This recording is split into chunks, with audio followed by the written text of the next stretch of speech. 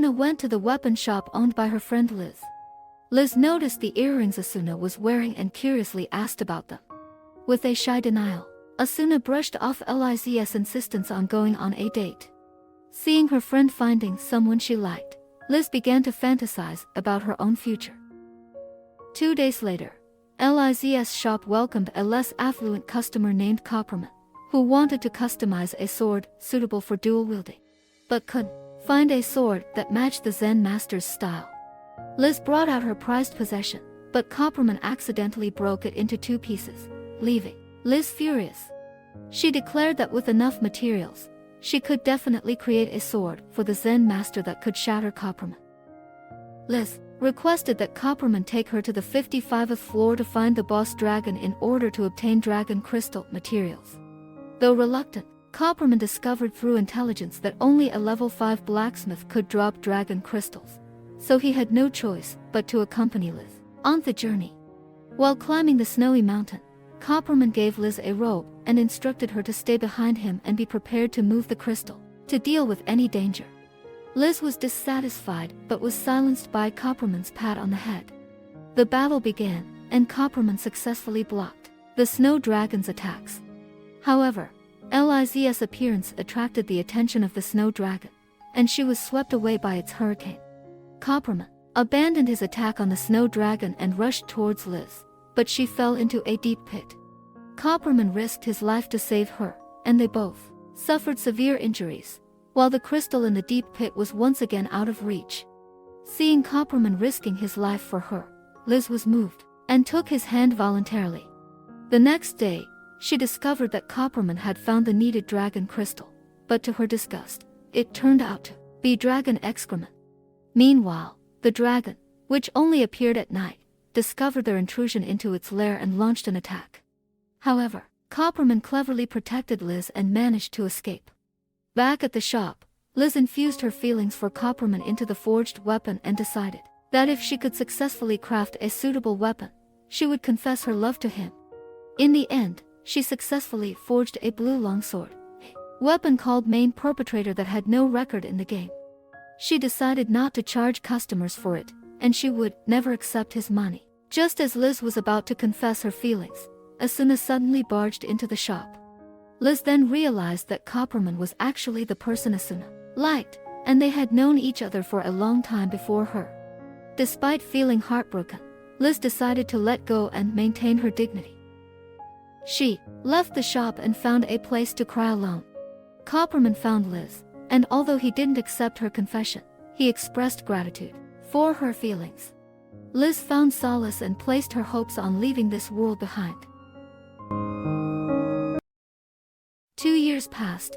Copperman lonely grinded monsters in the game. However, as the levels increased, it became more and more exhausting for him. One day, he decided to take a rest but encountered a rare ingredient, the mixed stew rabbit, in the forest. Unable to cook it himself, Copperman sold it to Egger's grocery store, but Egger felt it was a waste. Just when they were distressed, Asuna's appearance brightened their eyes. Copperman used a portion of the rabbit meat to attract Asuna and gained an opportunity to visit her home. Asuna's guild provided her with a knife, but he was dissatisfied with Copperman and openly mocked him as a beta tester. Fed up with his behavior, Asuna decided to leave him. This knight held a grudge against Copperman. Copperman followed Asuna back to her home, where he saw her changing into casual attire with a shy posture. She showcased her cooking skills and turned the rabbit meat into a delicious dish. Copperman was impressed by her, and after finishing the meal, they both had a lot to talk about in the game. The division between frontline and back-end players grew more pronounced. Some treated the game as reality, even getting married and buying houses. The number of frontline players dwindled to around 500. However, Asuna and Copperman only wanted to return to reality. Asuna invited Copperman to join her party, but he hesitated. Asuna resorted to using a kitchen knife to coerce and tempt him, and eventually, Copperman agreed. They were about to embark on a sweet teeming life together one day. While waiting for Asuna in the square, Copperman heard her scream in agony. He immediately rushed over to protect her. It turned out that the previous night had been following Asuna and attempted to take her away. Copperman firmly declared his sovereignty and dueled the knight. The knight believed he could protect Asuna, but Copperman effortlessly broke his sword with a single move. The persistent knight continued to attack, and with Asuna's assistance, they managed to strip him of his knight status.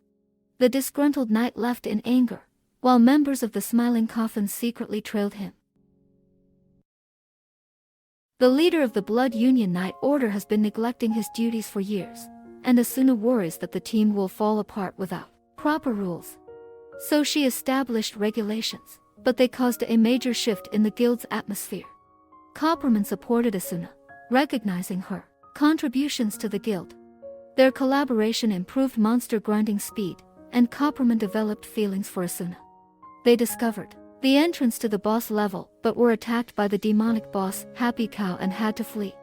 Asuna asked Copperman why he didn't use a shield, and he felt guilty, but Asuna didn't press further and instead treated him to lunch. A group of familiar faces from Klein's guild appeared, all of them being Asuna's fans, causing chaos. At that moment, a group of weary players approached them, demanding that Copperman hand over the boss map. Copperman advised them not to throw their lives away, but they insisted on entering the boss room. Copperman and Asuna followed suit and discovered that the army was no match for the boss Happy Cow. Asuna and Copperman faced off against Happy Cow, and Copperman unleashed his explosive Gale/skill, ultimately soloing the 74th floor boss Happy Cow. Everyone was shocked, as they achieved the first ever solo boss kill in the history of Sword Art Online. However, Copperman also fainted.